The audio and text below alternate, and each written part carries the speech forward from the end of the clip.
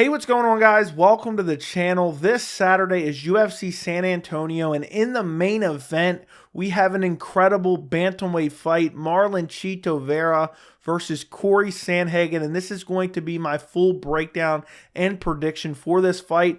And this card is kind of lackluster, but I absolutely love this main event. This fight was originally scheduled for the middle of February, but I'm so happy that they moved it because it was originally supposed to be at the UFC Apex. Now it is in front of a live audience at UFC San Antonio. And this is an incredible bantamweight fight that is super high skill level. It's two top 5 ranked bantamweights. Both of these guys are really close to title contention. And then on top of that, you have such a stylistic clash where you have Marlon Vera, who has this unbelievable durability and power, versus Cory Sandhagen, who is so unorthodox, has such great footwork, but he also has such a good variety of attack as well. And I just absolutely love this fight. I can't wait for this matchup. And who knows, one of these guys, whoever wins this fight, it is a possibility they could be in a title fight in their next fight. Bare minimum, the winner of this fight is one fight away from a bantamweight title shot because you got Aljamain Sterling versus Henry Cejudo in the next title fight. But the winner of that fight may move up to 45. And if that is the case, you'll probably have, I guess, Sean O'Malley versus Merab. But I could totally see the UFC, if Marlon Vera beats Cory Sandhagen, you could see a case where they do Sean O'Malley versus Marlon Vera 2 for the bantamweight title.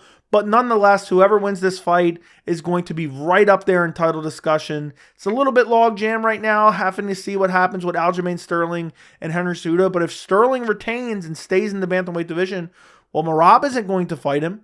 So then you have Sean O'Malley, who's most likely next. And then the winner of this fight would most likely be next, depending on how the division, plays out between now and then. So this is a very intriguing fight. This is a very high skill level fight, and it has massive stakes on the line in the bantamweight division, which I believe is the most stacked and highly skilled division in the UFC. So if you look at the tail of the tape for this fight, you have Marlon Vera is 22-7-1. You have Cory Sandhagen, who's 15-4. Marlon Vera is ranked number 3. Cory Sandhagen is ranked number 5 in the UFC official rankings. They are both 30 years old. Vera is 5'8", Sandhagen is 5'11". Vera has a 70.5-inch reach, and Sandhagen has a 70-inch reach. So a 3-inch height advantage for Sandhagen and a very small reach advantage for Marlon Vera, which was actually unexpected. If you look at Cory Sandhagen, you have 15 wins. Of those 15 wins, 7 by knockout, 3 by submission, and 5 by decision. Of those 4 losses he has, 1 via submission and 3 via decision. He comes into this fight, he's only on a 1-fight winning streak, but you have to put context to that. His last fight was against Song Yadong in September of 2022, where he won via doctor stoppage. I thought he was winning the fight anyway. It was a very highly competitive fight. You could maybe give one of those early rounds, I think it was round 1, to Song Yadong, but Cory Sandhagen was being more active, landing the better shots. He was winning the fight, and I think it was in the second round he landed a step-in standing elbow and opened up a massive cut over the eye of Song Yadong, which inevitably led to the stoppage after the 4th round, going into the 5th round. But even if it would have continued, I think Cory Sandhagen would have gotten the decision anyway. And Song Yadong, still very young, but very highly skilled as well. Fast, has good grappling, super athletic, and has good power as well. His last fight before that was against Petr Yan back at UFC 267. He took this fight against Petr Yan, who at the time was basically the champ. He had just lost his belt via disqualification to Aljamain Sterling, and he was supposed to fight Aljamain Sterling at UFC 267, but Sterling pulled out, and Cory Sandhagen stepped in on about a month's notice. And this was a super competitive fight, and it was so technical. It was one of my favorite fights of the year. Petr Yan clearly won, but Sandhagen had some moments in this fight as well, and even ate a massive spinning back fist in this fight. And Yan is one of the best 135-pounders. I know people are saying, oh, he's going to be cut from the UFC because he lost to Merab and he lost to Sean O'Malley, which he was brutally robbed in. But nonetheless, Yan is still one of the best to this day, and he was one of the best when Cory Sandhagen lost to him, and it was a competitive fight, even though Yan clearly won. The fight before that, he fought former bantamweight champion TJ Dillashaw in TJ Dillashaw's return fight after his long suspension. And this was a fight, it was highly controversial. I thought Sandhagen should have got the win here. I don't want to say it was a robbery. It was a close fight, but I thought Sandhagen should have won this fight. I thought he landed the better shots. I thought that TJ Dillashaw didn't really look like his old self in this fight, and I think Cory Sandhagen should have gotten a win there. He ultimately got the title shot anyway, but he lost that fight via split decision. Before that, he brutally KO'd Frankie Edgar, a legend of the sport, via first-round flying knee. The fight before that, he brutally KO'd Marlon Vera with a spinning heel kick. And then the fight before that, he lost to Aljamain Sterling, who is currently the bantamweight champion. He got taken down in the first round and then submitted via rear naked choke. But we know how Aljamain Sterling is. Once he gets on your back, it is impossible to get him off.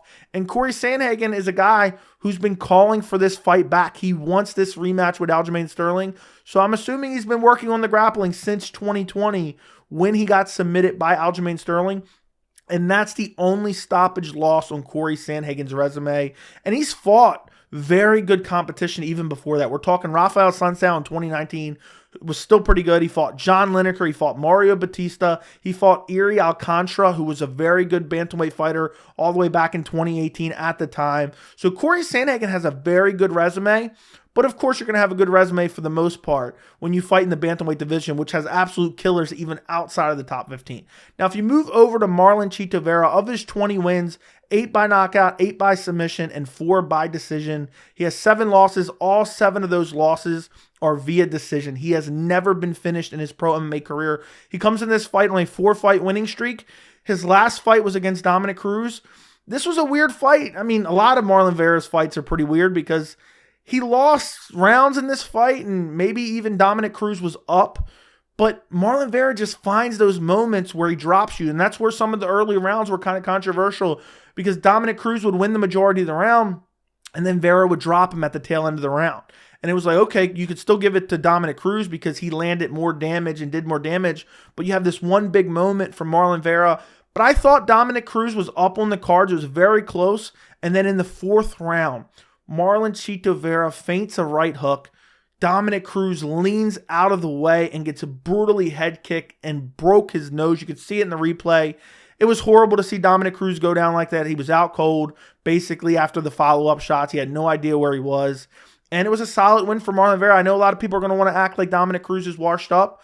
Dominic Cruz is still a very good fighter. He's not what he once was, but still to go out there and put him away in the 4th round was incredible, and the way he did it. The fight before that was against Rob Font. This is a fight, whenever I mention this, I get a lot of flack for it. This fight lasted all 25 minutes. It was a decision win for Marlon Vera. Out of 25 minutes, I think Rob Font won 22 to 23 minutes of this fight. I know that sounds crazy. Every single round, I think except one, Marlon Vera would almost finish him at the end of the round. And that's how Marlon Vera was just stealing the rounds and eventually won a decision. He should have won the decision. But for the majority of the fight, he was getting outstruck by Rob Font, and then he would just find a big moment and almost finish him at the end of the rounds. The fight before that, he KO'd Frankie Edgar, but he was arguably losing this fight. He was getting out-grappled by Frankie Edgar. It was close. It might have been 1-1 going into the 3rd. But nonetheless, Marlon Vera front kick KOs him in the 3rd round. And then the fight before that, he has a decision win over Davey Grant. Super durable, super active guy.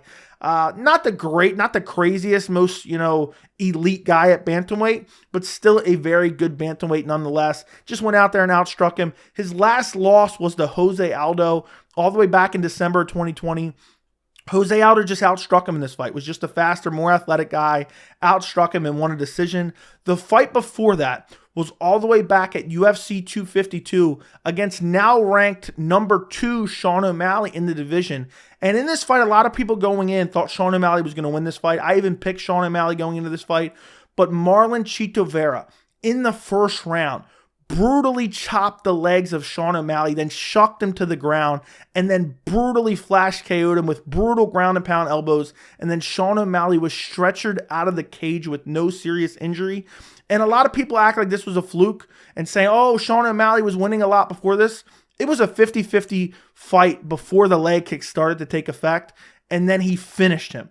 There was no doubt that Marlon Vera was the better fighter at UFC 252, and we see that win has aged rather well. We've looked at Sean O'Malley and we've said, he hasn't really fought anyone. He doesn't have any good wins, and I don't think he beat Petr Yan, but he showed he is still one of the best in the bantamweight division, and Marlon Vera has a good win over him. And that rematch, I can't wait. Hopefully one day we get Marlon Vera versus Sean O'Malley too. The fight before that is a loss to Song Yadong, and that's his only other loss in the last few years. The other losses are all the way back in 2018, 2017. We're talking to John Lineker, Douglas Silva de Andrade. But Marlon Vera is a vastly different fighter since those losses.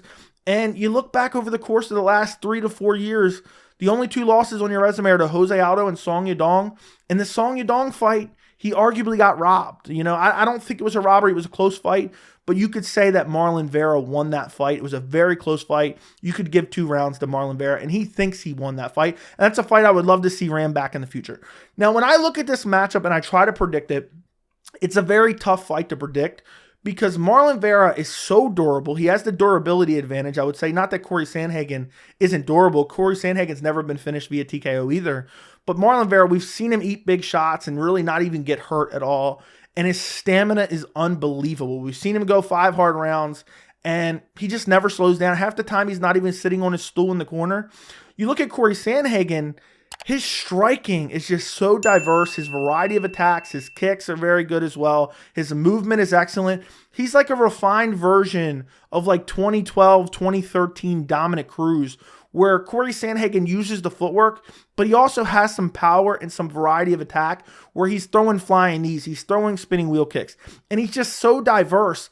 And this is one of those fights where I could see Cory Sandhagen winning the majority of a round, and then boom, Marlon Vera hurts him at the end of the round. Doesn't necessarily finish him, but maybe steals the round with the power at the end of the round because Marlon Vera has unbelievable power, maybe the best power at 135 pounds. So that's what makes this fight so interesting. I don't see a guy like Marlon Vera mixing in the grappling. If I had to give a grappling advantage in this fight, I would say Cory Sandhagen. We've seen him mix in the grappling a little bit against Song Yadong. Maybe he mixes in a little bit against Marlon Vera because maybe Marlon Vera isn't expecting it. And Cory Sandhagen does have some decent grappling, but I don't think he's going to mix that in. I think this is going to be primarily on the feet. I think this is going to be primarily a striking battle. I think both guys are just going to be slamming leg kicks left and right. And I really think what this comes down to is who is the more technical striker. And for me, that is Cory Sandhagen. And that's why my official prediction for this fight, I am going Cory Sandhagen via decision. I just think he's a little bit more technical. I think he's more accurate. I think his movement, it's going to be hard for Marlon Vera to find those kill shots. I think Marlon Vera could find one of those shots where it's just fight changing and he hurts Cory Sandhagen bad. And, maybe he does it in a couple rounds and then he wins the fight that way. But Cory Sandhagen is so durable. He's so elusive, and he has a very high fight IQ as well. And I think he knows Marlon Vera's path to victory. And even in the last fight against Dominic Cruz for Marlon Vera, Dominic Cruz was chewing up his legs. Cory Sandhagen has great leg kicks as well. And I think Cory Sandhagen has good in and out movement. He has good lateral movement as well. And I think Marlon Vera sometimes starts slow. He doesn't put out a whole lot of volume like he was in the Dominic Cruz fight. And I think Cory Sandhagen is an evolved version of a prime Dominic Cruz. And, 2022 Dominic Cruz had a chance at beating Marlon Vera. I just think Cory Sandhagen is too dynamic. He has amazing kicks. He has flashy attacks like flying knees and wheel kicks. And I think Marlon Vera just kind of plots forward, tries to destroy the legs, tries to land big head kicks, tries to land, big looping punches, and tries to just take guys out. And I just don't think that's going to work against a guy like Cory Sandhagen, who has such great movement and such technical striking. I think the technical striking of Cory Sandhagen is what will win him this fight because he's going to be landing volume and Marlon Vera is going to be swinging. And maybe sometimes he's going to clip Cory Sandhagen, but a lot of the time he's just going to be swinging and hitting air. And I think the movement of Sandhagen is going to be a little bit too much. And I think unless Marlon Vera gets a late, like 4th or 5th round stoppage and maybe Sandhagen slows down a little bit, kind of like Dominic Cruz did. Dominic Cruz was winning early, started to slow down. The footwork wasn't as good, and he caught him.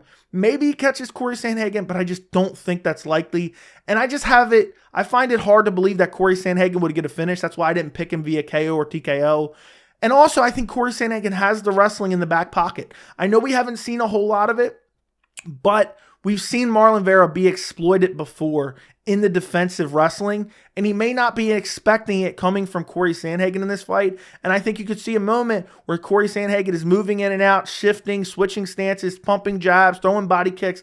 Boom, all of a sudden he shoots in on a double leg, takes Marlon Vera down, does a little bit of damage on the ground, and seals out a round. And I just think the activity of Cory Sandhagen, and on top of that, Cory Sandhagen also has power too. With Dominick Cruz, it was like, okay, he was doing some damage, but Marlon Vera really never had to worry about power coming back from Dominick Cruz because Dominick Cruz doesn't have crazy power.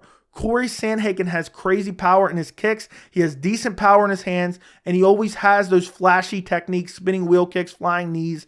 And I think it's going to be hard for Marlon Vera to deal with all that. You put that all together, and it's a recipe for him losing this fight. I think he'll have some moments, maybe clips Cory Sandhagen in this fight, hurts him, maybe wins a round. But I think ultimately Cory Sandhagen will win. He'll do more damage. He'll land the more damaging shots. He'll be more active in this fight. And I think you'll see a Marlon Vera as the fight goes on. He'll get a little bit more desperate. I could see him getting clipped later in the fight as well. But he's so durable. I can't imagine a version of events where Marlon Vera gets finished in this fight. He's never been finished. Cory Sandhagen has never been finished via KO or TKO, only via submission.